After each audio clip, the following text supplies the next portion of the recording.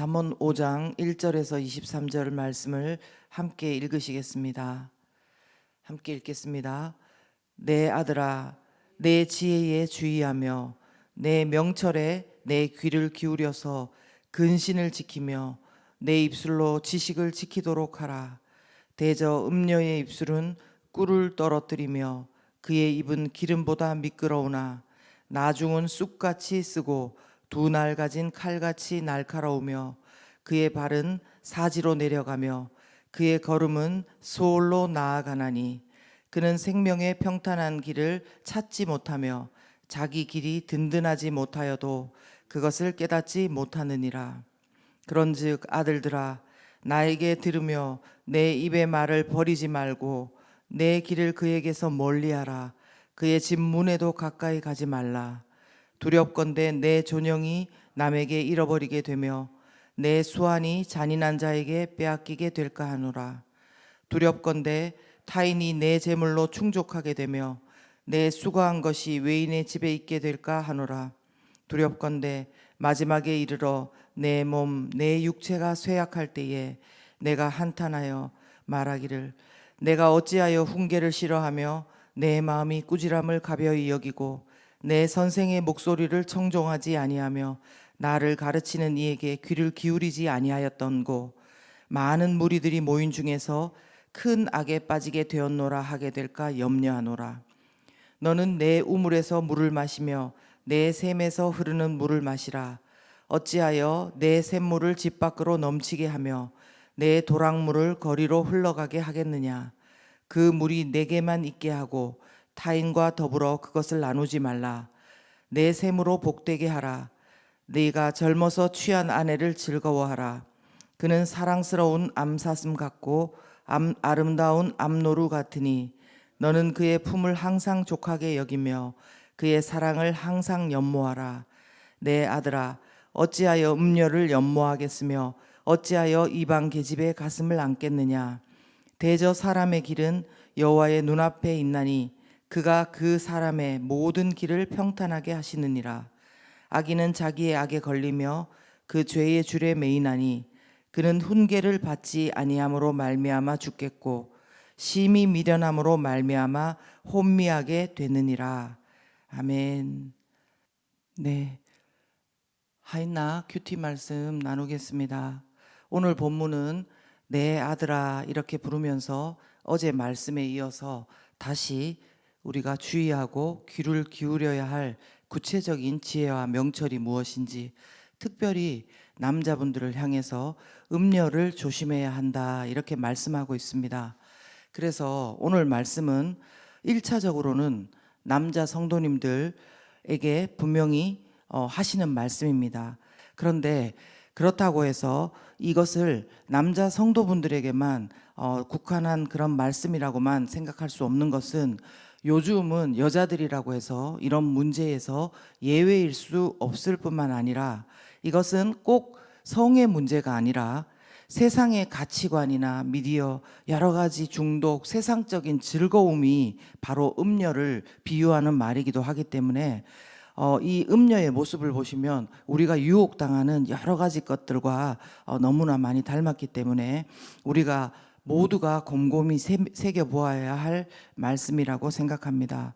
저는 오늘 말씀을 통해서 유혹받는 인간의 실제적인 모습을 묵상했습니다. 유혹받는 인간의 실제적인 모습. 먼저 본문 3절에서 5절을 살펴보시면 그 음녀가 어떤 모습을 하고 다가오는지 그 모습을 설명하고 있습니다. 시작부터 너무 신랄한 말씀이긴 한데 그래도 저희가 같이 한번 잘 보십시다. 먼저 그 음녀가 하는 말이 얼마나 우리 마음에 딱 좋게 말하는지 들을 때 그것이 뭐와 같다고 합니까? 음녀의 입술은 꿀을 떨어뜨리는 것 같다는 것입니다. 꿀과 같이 달콤하다고 하고, 그리고 말 한마디, 행동 하나하나가 마치 기름과 같이, 아니 기름보다도 미끄럽다는 것입니다. 혹시 여러분들 가운데 요즘 누군가와 대화를 하면서 지금 상대방의 말과 행동이 꿀과 같이 달콤하고 기름보다 미끄럽다는 생각으로 아주 그냥 좋다고 만족하고 계신 분이 있으십니까? 만약에 그렇다면 빨간 경고등이 좀 들어온 게 아닌가 그런 생각을 할 필요가 있습니다. 물론 그 상대방이 그 대상이 누구에게라도 빛 가운데 당당하게 말할 수 있는 사람이고 대상이라면 모르지만 그런데 만약 지금 그 말을 나누고 있는 관계가 그리고 그렇게 느끼게 하는 대상이 선뜻 사람들에게 말하지 못하고 은밀한 가운데 둘이서 혹은 혼자서 즐기고 있는 무엇이라면 지금 그것은 그 관계는 잠시 지금 괜찮을지 몰라도 시한 폭탄일 수 있다는 것입니다. 그래서 오늘 말씀에도 뭐라고 하십니까? 처음에는 꿀과 같이 달콤하고 기름보다 미끄럽지만 나중에는 4절 보시면 쑥과 같이 쓰고 두 날 가진 칼같이 날카로우며 그 음료 자체도 자기 발걸음이 죽음으로 지옥으로 나아가지만 생명의 평탄한 길을 찾지도 못하면서 그것을 깨닫지도 못하고 있는 어리석은 자라는 것입니다. 무슨 말씀입니까? 처음에는 다 좋게 보이고 들리겠지만 음녀와도 같은 사람 그리고 그 대상에 빠지면은 꼭 사람이 아니라도 그 어떤 대상에 빠지면 그 위험성이 너무나 크다는 것입니다. 특히 여기서 보면 쑥과 같이 쓰다 이렇게 표현한 말이 있는데요. 이거는 그냥 맛이 쓰다는 정도가 아니라 여러분 룻기를 보시면 나오미가 모압 땅에서 남편과 두 아들을 잃고 룻과 함께 베들레헴으로 돌아오면서 자기를 나오미라고 더 이상 부르지 말라고 하면서 마라라고 부르라고 합니다. 그러니까 쑥과 같이 쓰다는 이 말이 그 바로 쓴물을 가리키는 마라, 고통, 이 뉘앙스라는 겁니다. 엄청나게 지독한 인생의 쓴맛을 보게 하는 일이 된다는 것입니다. 그러므로 이 유혹에 조심하지 않고 우리가 이것을 그냥 방치하다가는 인생이 죽을 것 같고 고통과 또 날카로운 칼에 베이는 것 같은 치명상을 입을 것이라는 것입니다. 또한 조심하지 않다가는 9절에 보면 내 존영이 뭐냐면 내 명예가 남에게 잃어버리게 되고 또 내 수완이 뭐냐면 내 세월이 우리의 세월이 빼앗길 것이라는 것입니다. 그리고 더 나아가서 10절에는 타인이 네가 이때까지 모은 재물로 충족하게 되고 너가 수고한 것이 외인의 집에 있게 될 것이라는 이런 참으로 무서운 말씀을 하고 있는 것입니다. 이런 말을 읽고 있는 지금에도 우리가 이 정도쯤이야 뭐 남들도 이 정도는 하는데 말 몇 마디 주고받고 뭐 다른 일로 만나는데 무슨 일이 있겠냐 또 그리고 무엇보다도 나는 다른 사람과 다르다고 나는 약간만 이상한 기미가 보이면 언제든지 나 스스로를 컨트롤할 수 있다고 스스로 생각하고 있다면 이 자체가 가장 심각한 문제인 것입니다. 제가 읽었던 책 중에 회복으로 가는 길이라는 책이 있었는데 거기 보면 알코올 중독자의 12단계 치료의 그 단계들이 나오더라고요. 근데 거기서 보면 이렇게 표현합니다. 조금 전에 나는 언제든지 나를 이상한 기미가 보면 컨트롤할 수 있다. 이런 생각들을 어떻게 표현했냐면 치료의 그 알코올 중독 치료의 첫 번째 단계는 내가 하나님이 아니라는 사실을 인식해야 된다는 겁니다. 내가 하나님이 아니라는 사실을 인식해야 된다. 나는 잘못을 저지르는 성향을 극복할 힘이 없고 스스로는 내 삶을 통제할 수 없다는 것을 인정해야 된다. 그렇게 말하고 있었습니다. 사랑하는 여러분, 저와 여러분은 이것을 인정할 수 있는 사람이라고 자부하십니까? 남의 이야기를 할 때는 그리고 일반적인 원론을 이야기할 때는 인정이 가능합니다. 우리는 통제가 안 되죠, 당연히. 내가 내 스스로를 할 수가 없죠. 이렇게 말합니다.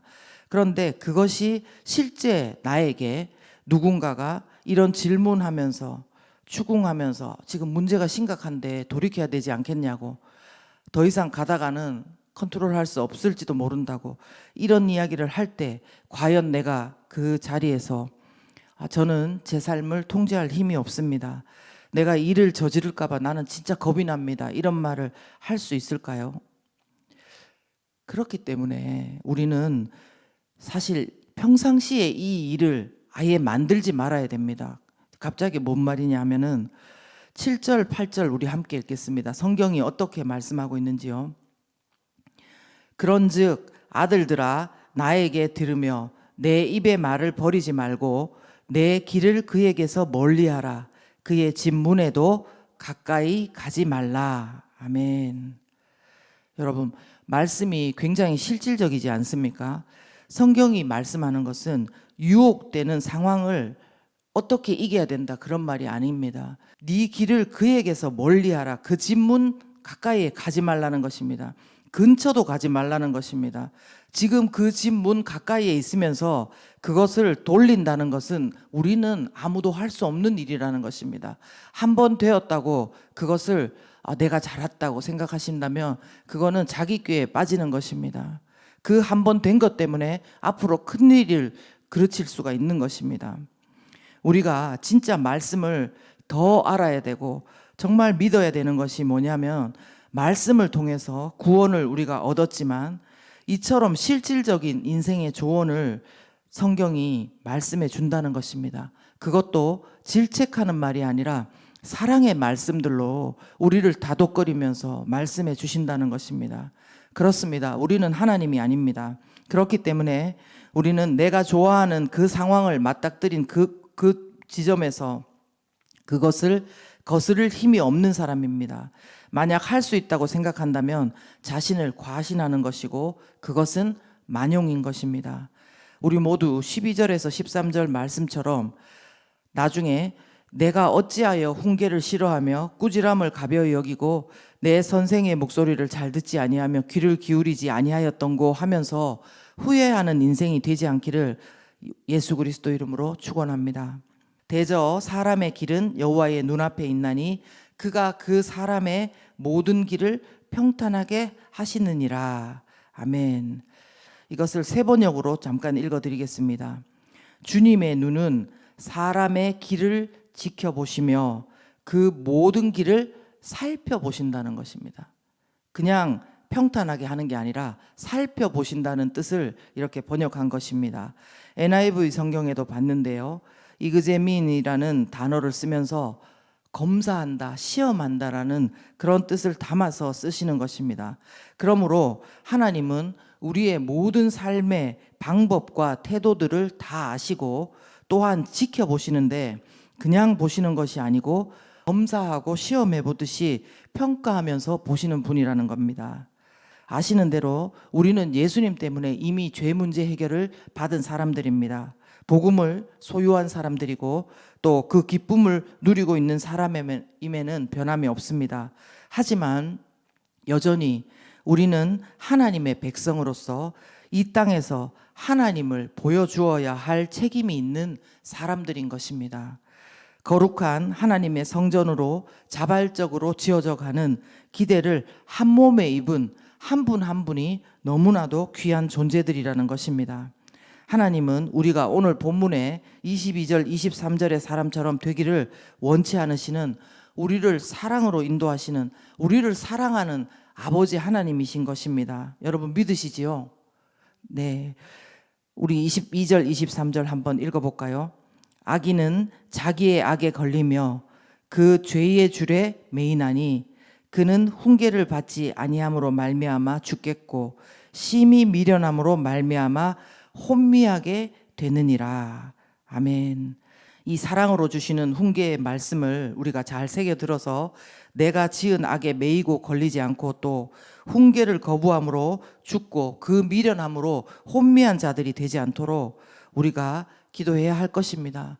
그리고 우리뿐만 아니라 우리의 아내, 남편, 그리고 우리 아들들, 그리고 딸들, 우리의 형제 자매들 한번 생각해 보십시오. 이런 유혹에서 자유로울 수 있는 사람이 누가 있겠습니까? 꼭 성의 문제가 아니더라도 아까 말씀드린 것처럼 세상적인 그런 유혹의 그 가치관 속에 그것이 좋다고 빠져들어가는 그 모습을 보면서 우리가 그들을 위해서 말한다고 들으면 좋겠지만 우리 자신도 그것을 인정하기가 쉽지 않고 정말 기도를 해야 할 것입니다. 간절한 마음으로 오늘 우리와 우리 가족들을 향해서 우리 교회 지체들을 향해서 이 나라와 민족을 향해서 주신 이 말씀을 우리가 품고 이 훈계의 말씀, 사랑의 말씀을 붙들고 살아갈 수 있도록 해달라고 기도하는 우리 모두가 되었으면 좋겠습니다. 함께 기도하겠습니다.